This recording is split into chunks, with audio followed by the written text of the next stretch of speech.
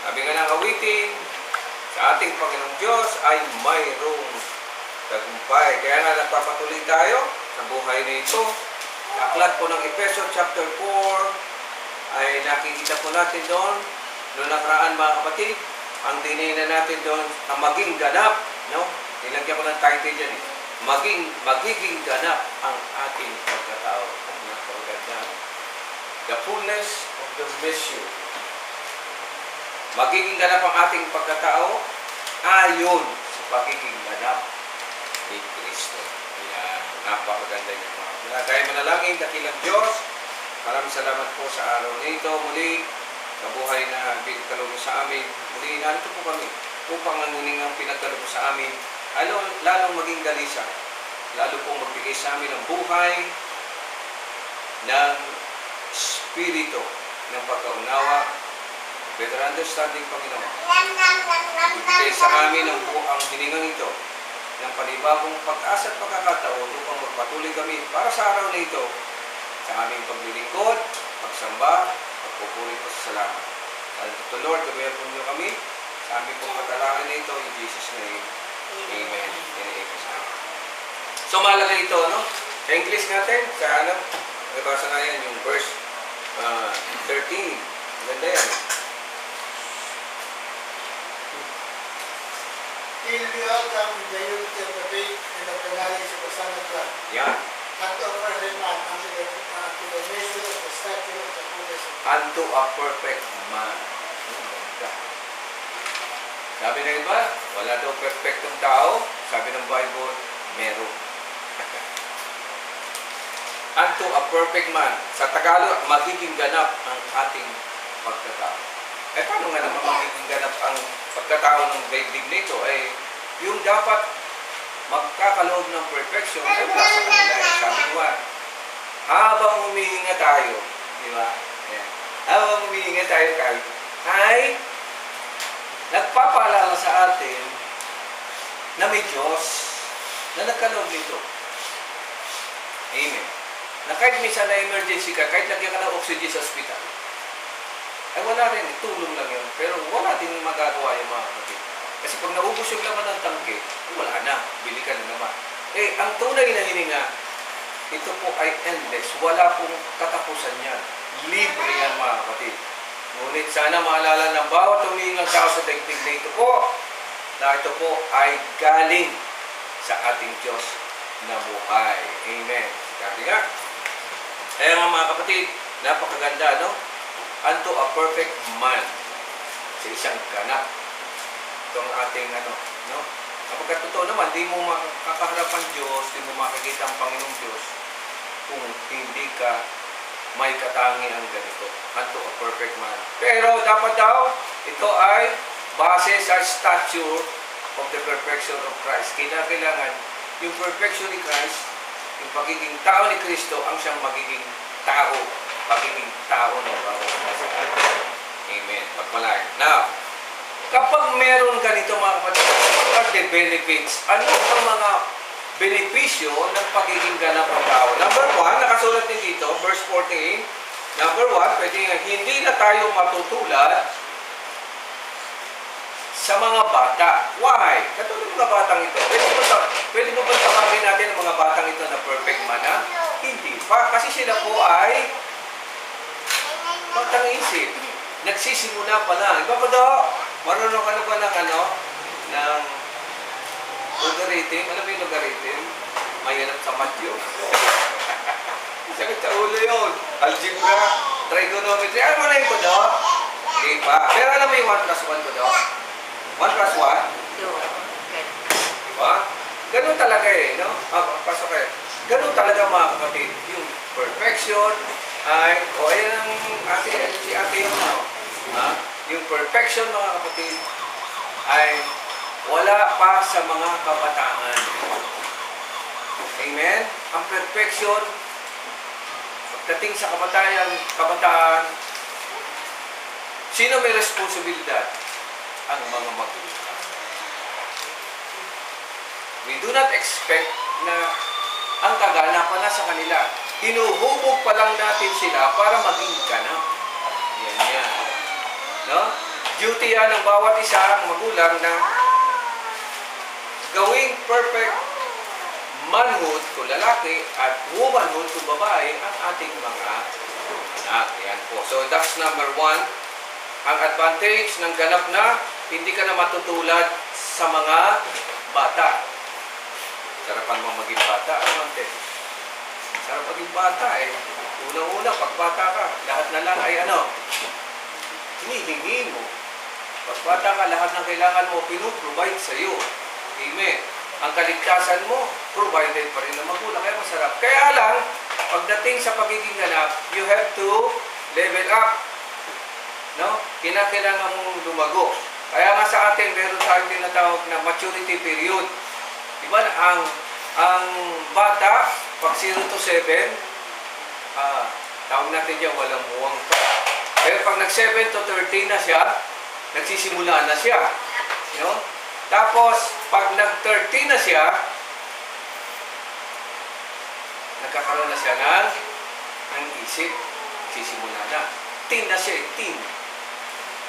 Sa Hudyo, mga kapatid, kapag ang bata ay from 0 to 12 and 10, hindi po siya pinagbabasa ng Biblia. Hindi po siya pinagbabasa ng Biblia. Ang may karapatang magbasa ng Biblia, yung mga magulang po ang nagpapaliwanag. Because there is danger, mga kapatid, ng deception o mali. So, tingnan niyo mga kapatid yung susunod na talata. Hindi na tayo matutulad sa batang nadadala ng bawat aral. Yung danger kasi. Parang sasakyang sa dagat na sinisiklot ng alon at tinatangay ng hangin. Hindi na tayo malililang ng mga taong angat ay ibulit tayo sa kamalingan. So, yun ang danger. Kaya nga po sa atin, yung elementary education from 1 to 12, di ba? Kung mo tayo sisimula. Dati, nung panahon namin, 6 years old. Kinder po yun. 7 ang grade 1. Ngayon, ang kinder ay 4 years old. 5, kinder pa rin Then 6, grade 1 na. Grade 1 na yata, 6 ngayon umaga na. Kasi, dagdagan sa dulo.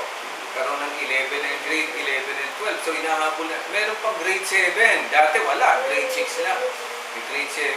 Tapos, yun. Hanggang grade 7. Pero pag grade 7 ka, 13 years old ka na. So, pag 13 years old ka na, yun yung first time na pahawakin kanila ng Biblia. Ganun po ang nila, na sa kanila. Tapos, babasahin mo ang kauna-unahang verse sa salita ng Diyos. Kaya tuwa yung mga magulang kasi magsasarili na ng pangunawa yung bata. Pero tandaan ninyo, may karampatang edad yan. Kapag batang isip, ang possibility raw, pwede kang malinlang. Pwede kang madaya. Pwedeng mali ang pagkaunawa mo sa iyong mga binabasa. Ilan taon ka na ngayon? Sana, may sarili na ito. No? Marunong na magpasa. Babayad na ng sarili pamasahe. Tama? Nakakapamili ka na ng gusto mong merienda. Tama? Sumasagot-sagot ka na sa mama mo ngayon. Tama? Hindi ang ibig sabihin, nangangatwiran ka na kasi. Hindi ang ibig sabihin. Amen? Nagpapabihis ka pa ba kay mami mo? Oh, hindi na pwede. Bakit? Meron ka ng sariling isip. Yung siyo na, ilan taon na ba yun? Ha? Ay, 6 lang. Eh di wala. Sa'yo lahat. Pagputi ng kilikili, nasa iyo pa rin. Ito si Sandra, ilan talo ito? Ay, wala pa. Ganun pa rin. Ay, lalo naman yung dalawang prinsiping ito. Naku po. Tawa-tawa ka po do. O, di ba? Gusto mo ba yung ulam ko do na binibigay sa'yo ni Mami? Ulam? Ako nag-isip. Ayon sa gusto. Di ba bata tayo gano'n? Kung ano ihain sa'yo dyan, pwede kang... Ay, Pero pag mag-edad ka na, ay, namiyumayo eh. Siyang linggo na tayong galunggong kasi nung araw, galunggong pa uso noon eh. Pero reklamo ka, di ba ate, tinda ito sa paligid nung araw eh. Mante, ang tinda natin, galunggong lang. Galunggong, lalo kila ante, puro galunggong. Kaya tawag sa kila ante noon eh, galunggong. Hindi ba si galunggong? Titinda lang. Ako yung nakitinda nung araw. May kasama nga lang Pupit nung araw. Si Ate Silvia, Pupit akong 25 G's nung araw. May ano pa, ang papalan pa ng isda no, na dyaryo pa. Ate, naalala mo? Oo. Yan si Ate, isa niya sa pinakamaganda sa palengke nung araw. Beautiful talaga yung mga lahi nila. So, nabanggit lang natin na kapag ikaw ay kailangang maging ganap, yung sinasabi, para hindi ka malillang. Yan. Para hindi ka raw masikidon ng at si Paul ay tumutukoy dito sa mga aral, sabi, batang nadadala ng bawat aral, na para daw sa sakyang sinisiklot-siklot ng alon. Yun ang tinatangay ng hangin. Hindi na tayo malilinlang na mga taong angat ay ibulid tayo sa kamalian.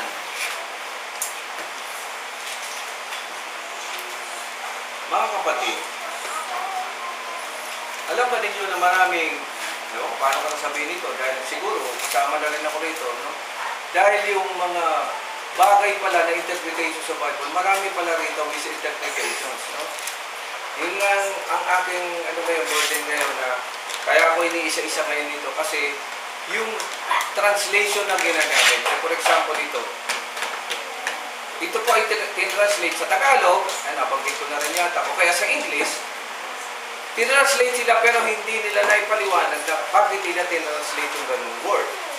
Ang Hebrew word po kasi, yung salita po ng Biblia, yung original, wala pong ibang meaning ang bawat word na nakasulat po. Pag binasa, kaso hindi tayo Hudyo. Ang Hudyo kasi pag nagbasa, kung ano po yung word, isa lang po ang meaning nun.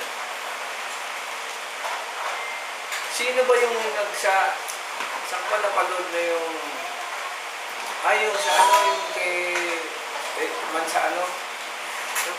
Ano ba ang ano niya, yung Family. hindi pa, yung isa, tuwing linggo. May tinala doon, anong word sa English ang merong 140 meanings?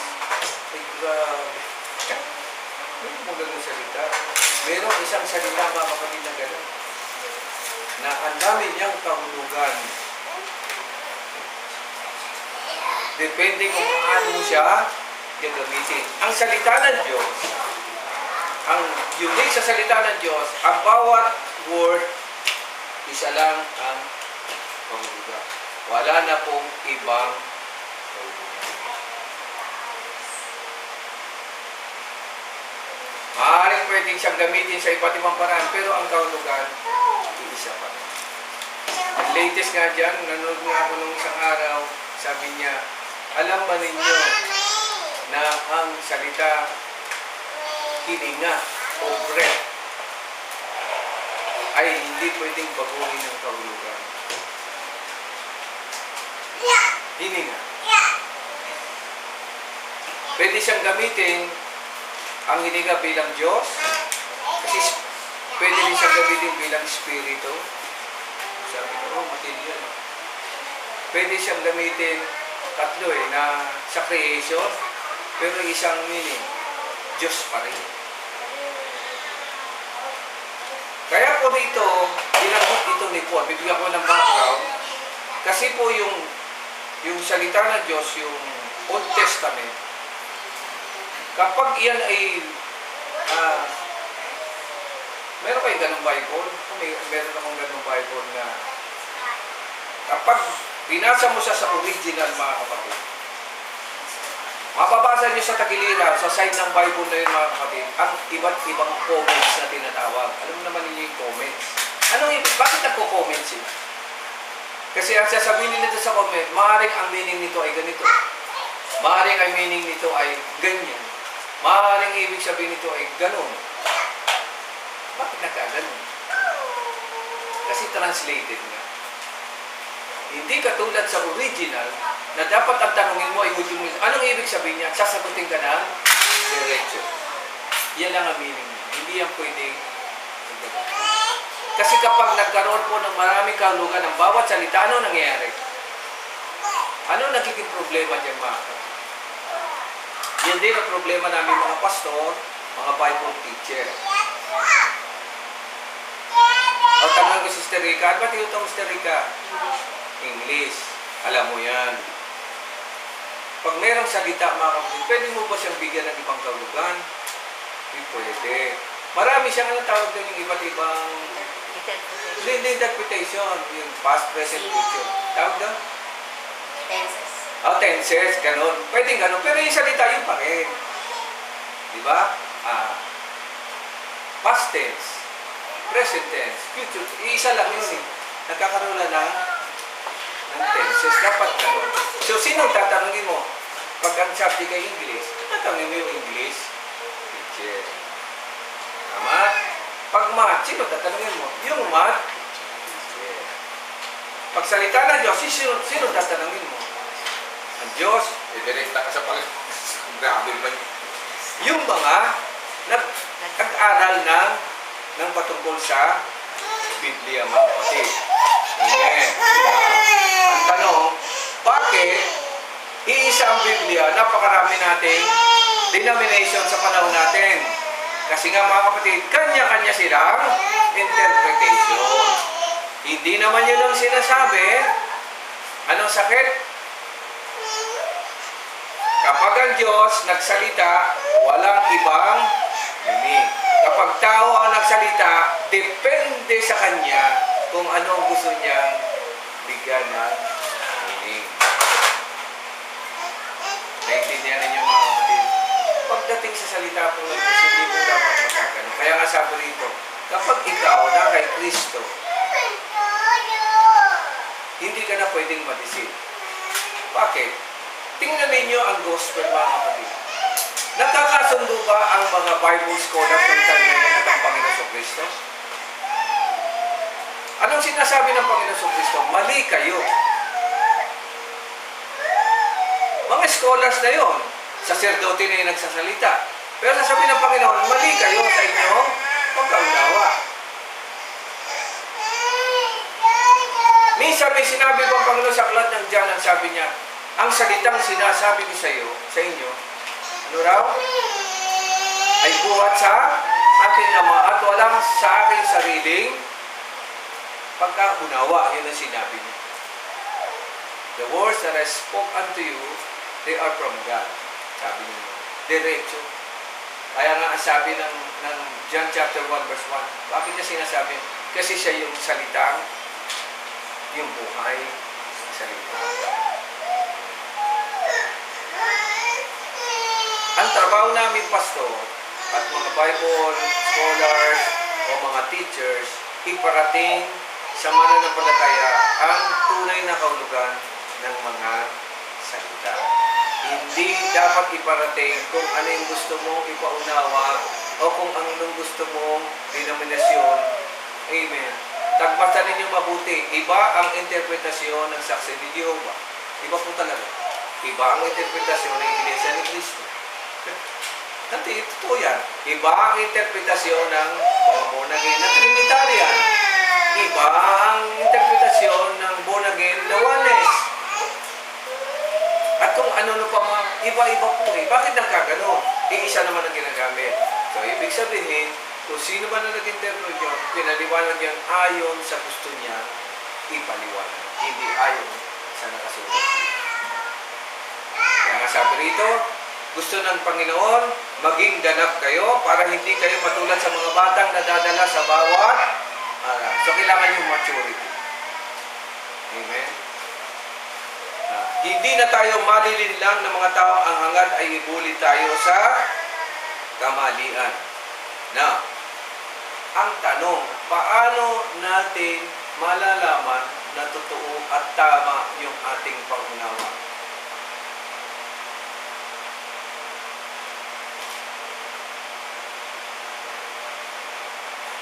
Statistics, palagay mo. Ito kasi si Mr. Mystic, di ba sa ano ko, parang sa supervisory ka, no? Lumalabas. Minsan pinakwenta mo yun, ang daming mga... kaya ka nga nagsusupervise. Dahil yung management, walang siwala doon. Sa totoo lang naman eh. Sa mga empleyado. Ang gusto ng management, di ba? Ang supervision is monitoring, di ba? Sila nagkasama ng tama. Sila gumagawa ng tama. Kaya ang tama ng may mga tao ka na. Yun, bigat sa supervisor. Di ba? Ang manager naman, iba rin ang level nun. Pero mabigat yung supervisor ka nandito sa babae. No? Doon ka sa mga empleyado, ikaw nakatingin doon sa mga ginagawa nila kung tama o mali. Paano mo nasasabi na tama o mali ang kanila ginagawa? Step by step. Ito nga maganda. Okay na po. Ilan po sila sa nag-meet po nila yung target at saka guideline. Tama. Pag hindi nila na-meet, may problema. Dapat gano'n lang ang trabaho namin. So, sino pa rin ang involved? Yung supervisor ba o yung manggagawa mismo? Manggagawa pa rin. Kinakailangan sila mismo ang gumawa at magtuwid, gumawa ng tama at magtuwid kung may mali. Ang nagmo-monitor lang yung nakataas sa kanya. Ganito ang mga salitang ito sapagkat aminin natin, hindi sapat ang tagal natin sa pag-aaral nito para maintindihan natin ang tama at mali. Habang tayo po ay nag-aaral, lalaman natin, ay, bakit ganun nga naman yung natutunan namin ng araw? Kaya, correct mo na yan. Tama? O kaya i-improve mo na yan. Ganon din po kasi nararanasan ko. Ako nga, halos 40 years na dito. Pero ngayon, nakikita ko, kaya pala nung araw, sabi ko, may duda ako sa verse na yun. May duda ako sa ganito. Ngayon pala. Kaya pala ang sabi ng mga scholars, makakamit mo lang o ano mo lang yung, mararating mo lang yung maturity, siyempre kasama yun, at the age of 70. Ante, ilang tanong po kayo? Oh, at least na-reach na ni Ante. Iba yung level ng thinking ni Ante kasi sa atin. Kaya ako 60, kasi 64 pa lang, hindi lang tayo kalate. Tagal pa, no? Oh. Ito, boso. 44 na. Tagal pa, Mr. Mystic. Kasi yung maturity, sumasabay yung ano ng katawan, no? Kaysa yung ano ng katawan, yung lakas at hila ng katawan doon sa talas ng isip. Kasi nga naman, pag bata ka pa, more on, pag bata pa, masyado kang sa lakas mo, siyempre, malakas ka pa, malakas ka pa kumain, malakas ka pa uminom, tigas pa ulo mo. Pag yung tumatanda ka na parang 70, 80 na, di ba, humihina na yung katawan, pero tumatalas yung isip mo ng isip mo. Doon mo lang na-realize ang ng buhay. Palagay niyo mga kapatid, ito tatanungin direkta. Sino magandang hinga ng payo? Yung 30 years old o yung 80 years old? Of course, meron din namang 80 years old na wala ka rin, no? pero naturally, yung mga may sapat na bulang, iba na sila magsalita. Bakit? Due to experience, due sa dami ng knowledge na pumasok. So, isama na natin, amin natin, marami na rin tayong pagkakamali na naituwid. Yan. At marami rin namang mga tamang bagay na napatunayan kung tama. So, binabalanse mo. Kaya nga mahalaga mga kapatid, sabi ni Paul, dito rin, at kahit na sino na magsasabi, huwag niyong kalilimutan ang pagdalo sa mga gawain, sa mga pag-aaral. Kasi ito din time natin mga kapatid na paglawakin natin yung ating isipan. For example, yung mga absent sa ganito gawain, once a week na nga lang tayo ganito. Tama? Pag umabsent ka, anong mangyari? Ay, dito twice a week ka nang wala. Pag umabsent, thrice a week ka pang wala. Hanggang sa mawalan ka na mga kapatid, sino lugi? Yan. In fact, hindi naman ibig sabihin na kapag umatid tayo, nag-uusap tayo rito, naiintindihan na natin ang mga bagay na Tinatalakay natin, hindi. Pag uwi natin, mag-isip-isip ka pa. Bisang na, hindi mo na iniisip. Dagdag pa sa isipin, problema. Amen. Minsan sa susunod na araw pa, minsan mga kapatid ka may problema naharap ka, na kinakailangan, uy, parang ganito yung pinag-usapan namin. Doon mo lang marirealize, importante ko na kaya pa namin pinag-aaral. Tingnan niyo sa susunod na talata. Manapay sa pamamagitan ng pagsasalita ng katotohanan. Kapag nakuha na natin ang truth, pakibasa natin yan sa English.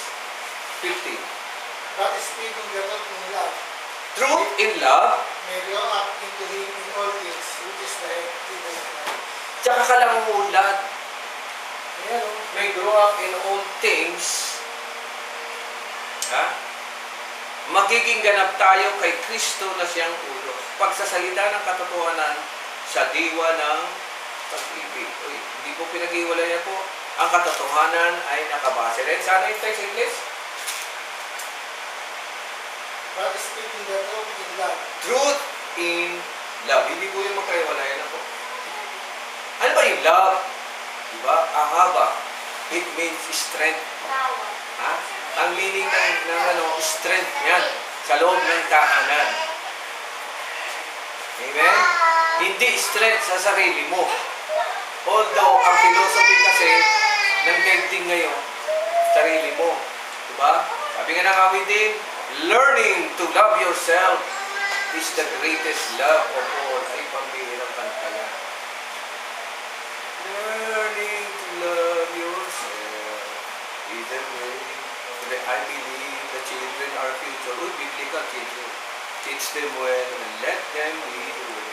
Show them all the beauty they possess inside. Yung awitin pang masaw, give them a sense of pride to make it easier. Let the children laughter. Pag dito natin awitin yan yun. Remind of how we used to be. Kaya minsan yung mga kanta ngayon, noon kinakanta ko lang, ngayon, pag kinakanta ko, tinitingnan ko na yung lyrics. Baka salungat yung kanta mo sa kalooban ng Diyos. Tama nga, pag tingnan mo, learning to love yourself is the greatest love of all. Patay na. Ang ganda pa naman ng kanta. Mali naman yung, masyadong makamundo. Dito, hindi kasi ganun ang sinasabi mga. Learning to love your house dapat. Kasi love is ahaba, strength in the house. Yun po ang meaning nun. House. Kung sino yung kabuuan mo, kasama mo, anak mo, andun ang tunay na pag-ibig. Sabi nga ng isang rabbi, ang problema kasi sa daigdig, pag nagsasabi ka na mahal mo ang isang tao, I love you. Sabi niya mali, dapat it's you siya priority. That I love. Puro sarili natin inintindi. Puro ka I. Yung pelikula gano'n, I, me, and myself. Grabe pelikula yun. Talagang pinakyan niyo yung sarili. I, me, and myself. Sabi nga ng scholar kasi, dapat it's you that I love. Ikaw, ang dahilan kung bakit kita minahal. Hindi yung kaya kita minahal dahil gusto kita. Pag hindi na gusto, iulayin ka na. Diba, okay, dalawa kayo. Para pakita ko siyang talaga, grabe ako magmahal. Dalawahin ko kayo. Tatluhin ko kayo. Hindi naman inaalaw. Kaya nga sa salita na hindi pwede yung mga. Kinakailangan ang pagsasalita ng katotohanan sa diwa ng pag-ibig. Maging ganap tayo. Sa pamagitan niya ay nabubuo si Kristo. Iba ng nito. Okay? So, dito makikita natin mga kapatid na importante po talaga yung ginagamit niyan Sterika sa education, di ba? Sa philosophy ng education. Kinakailangan, sabi ng philosophy of education is life. Di ba? Yun yung ng education. Education is life. As long as you live, you should learn. You should educate yourself. Hindi yung gumanagawin ka na ganun, titigil ka ba? Hindi. It is a continuous process na matututo ka. Sabi, walang tao na may monopoly ng knowledge, na alam niya lahat. Wala akong gano'n. Maaga kang mamamatay kapag lahat ng bagay gagawin mo. Hindi mo sasakay ka lang ng jeep, ikaw pa magmamalayo. Kung kaya mo yun. Kaya nga, pagod ka na, sasakay ng jeep, magbabayad lang ako ng pamasa. Bahala ka magmaneho. Ingatan mo kami. Ikaw ang kumuha ng lisensya. Hindi. Dapat ganun. Tulong mo. Sasakay ka na ng